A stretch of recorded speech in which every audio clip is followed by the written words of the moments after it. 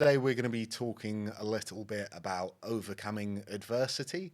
So, I would generally gear this towards fitness as that is my area of expertise, but you can obviously extrapolate this out to any other area in your life where you might be facing some problems, hitting some unexpected roadblocks, or just generally, experiencing issues, whether they are self enforced, in the case of fitness, whether that be you're not doing so well on your diet, or maybe it's more of an unexpected problem. So you've got injured, you've had a bout of illness, something along those lines where it's provided you with a bit of a challenge. Anytime we have a problem, it's important to break it down into the steps you're going to need to go to eventually solve it.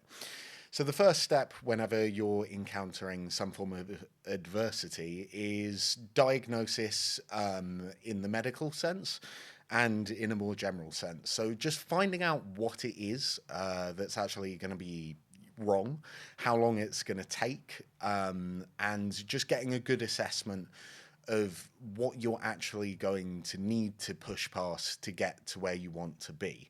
From there, the next step is giving yourself some time to whinge about it. Now, I'll expand on that a bit more as I go, but there is definitely something to be said for extinguishing those feelings and feeling a bit sorry for yourself, but not letting that bleed into your life moving forwards, and also not letting it hold you back for an extreme amount of time.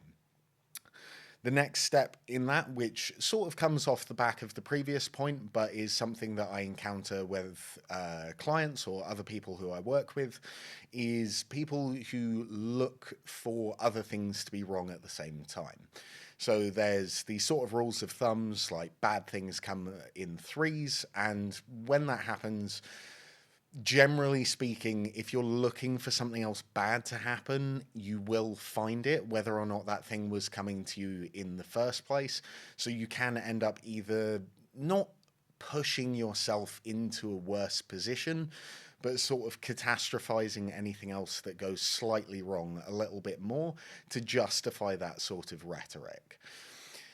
The next step after that is sort of looking for the positive, whether that be every cloud has a silver lining, or the more Jocko Willink line of thinking of good, which again we'll run through a bit more as I go.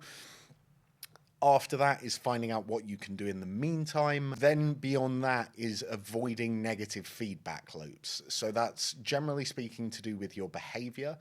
So whenever you're encountering problems and sort of feeling a bit down and out about it, a lot of people tend to lean into some not so great habits, which then makes them feel worse than they did in the first place and sort of creates that second order negative emotion, which can then lead to that recycling itself and making the situation exponentially worse than it once was. And then talk about how you can use this experience to then push you to do better when you encounter these problems in the future. So, the first step is diagnosis and finding out what is actually wrong. So, to sort of determine how upset you need to be about things, and assess what the timeline is on what it's going to take to get you from where you are after this current setback, whether it be you screwing up on your diet because of a family event or you getting injured. It's important to assess how bad it actually is. A lot of the time, the uncertainty with that makes it much worse than knowing, because at least once when you know, you can establish how long it's going to take you to get back to where you want to be. So in the case of you screwing up on your diet, it could be, you went out on the weekend, had a few more drinks than you were expecting, and now you've eaten a bunch of junk food, and you wake up the next morning and you feel like, no, I've ruined 2-3 weeks of good progress, and you're scared of that weigh-in.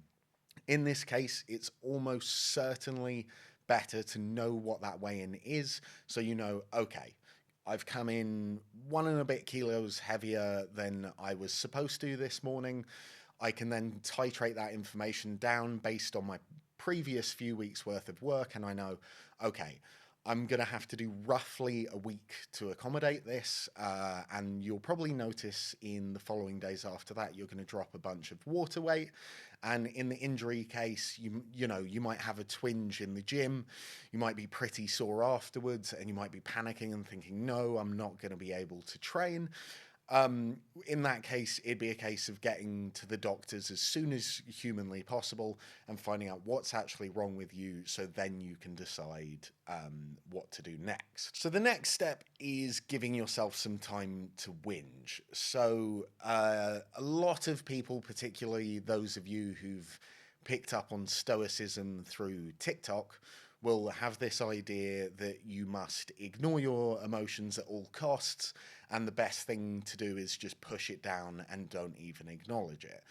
What this usually does in the long term is it will then come back to bite you in the future, and you'll then have to deal with those emotions later down the line. Now, that's an option, probably not the most ideal. Especially if you get some good progress going and then those feelings start to come back and then you start to regress from there. So we know it's important to acknowledge these feelings, but also on the other side of that, we don't want to let these feelings consume us, and we don't want to let them dictate our actions and sort of make this situation worse than it needs to be. In this situation, what I would suggest doing is allocating yourself an amount of time to whinge, be a bit tragic about it. And then once that allotted time, so depending on what this is, if it's a screw up on your diet, you can probably give yourself a couple of hours to sort of be down in the dumps about it. But you don't want to let it impact your life for an extended period of time. Again, as I said before, this is going to be a case of this is very much a case of it is decided by the severity of the thing, and also what your relative competence is at dealing with this kind of thing. Once you've sort of got past that phase, you then have to start taking some action, which we'll go on to in a second. But this entire stage, the idea behind it is that you're allowing yourself to feel these sort of down in the dumps emotions about it, but then you aren't letting it impact your decision making moving forwards. So the next step, as I mentioned in the intro to this, is the sort of bad things come in threes and looking for other negative things to happen around this. So as I said before, there is that sort of saying that bad things come in threes, etc., etc. And this will lead you down the pipeline of looking for other bad things that have happened. So say in the case that you've had an injury, you may have said, oh, but next week I was meant to hit this number on whatever lift, and just look for reasons that either the initial thing is worse or that other things in your life are also going wrong. So it's important to sort of address this, take the situation on its own, and try and isolate that from whatever else is going on in your life as much as possible. The way you frame how these things affect you and the way you frame it in regard to the rest of your life is going to have a massive impact on how it makes you feel. The next thing we'll move on to is the sort of Jocko Willink-esque good mindset. Now, to a lot of people, motivation of that sort can be quite cringe. They're not massively receptive to it, but there's definitely something to be said for the mindset behind it. So whatever's gone wrong, in your health and fitness journey or in your life, there is going to be some amount of good that comes for it. And with this, what I'd suggest doing is just listing down everything good that can possibly come from either you overcoming this situation or the situation itself. So in the case of an injury, this might let you train another body part more so than you usually did. You injured your leg, great. Now you can focus on training your upper body and vice versa. You failed on your diet, great. You can then identify the circumstances that led up to you failing on your diet, take note of that, and now you can put a better effort into not letting those things happen in the future. There's always something that can be taken from these experiences, which can then either improve you as a whole or allow you to avoid these situations much better in the future. The next step, and arguably the most important step, is controlling the controllables. So now that you've had your time to whinge, you've eliminated most of the sort of mental gymnastics phase of this, it's time to start doing something about it. So there's going to be a list of things that you can do to currently improve your situation. So in the case of an injury, you've got your rehab work that you can be doing. You've got the other parts of your body that you can now train with more time and effort. And in the case of your diet, you can get your nutrition back under control, and you can now start to put sort of stop losses in place.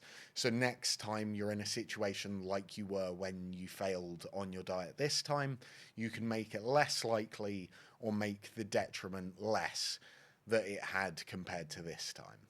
Once you've completed all of these previous steps, you're now on the process to building that stack of evidence that you can overcome situations like this. Again, this is going to provide you with more tools in the future to overcome any adversity that you do face, whether it be in your health and fitness journey or otherwise. So anytime we encounter adversity of some kind, and we're feeling a bit down in the dumps about it, it's incredibly common for people to start leaning on things which are either immediately pleasurable, or provide some form of relief from the situation, or sort of throwing the baby out with the bathwater. So if we loop this back to the diet situation, what you'll find is a lot of people, once they've failed on their diet and they feel like, this has ended the progress I was making, and I may as well give up now, I may as well go all in and just eat like shit for the next week. And whatever situation like that feels applicable to you, there will be something which you tend to lean on when things go wrong. It's sort of identifying that and putting a stopper in place. So when you find yourself feeling those things, you want to make sure that you have either a habit to replace it with, or just actively combating that, because that loop will repeat itself over and over again. Now, with this, it's something incredibly easy to sort of conceptualize or sort of understand when you see it on paper, but then to start instituting that into your life is a much more difficult process, and it will take you a bit of time and a bit of experience to work through situations like this and then get better at dealing with them as you go. So to sort of summarize the way in which we need to tackle these things is we need to adopt a sort of active pessimist mindset. And that's something that a guy called Natural Hypertrophy has talked about a bit. And it's understanding the situation you're in or the way that the world works, but being proactive about it and choosing to combat that and not letting it drag you down. Also on that note, you can just sort of view situations like this as one of the many iterations that you're going to have to make on your road to mastering the process you're undertaking.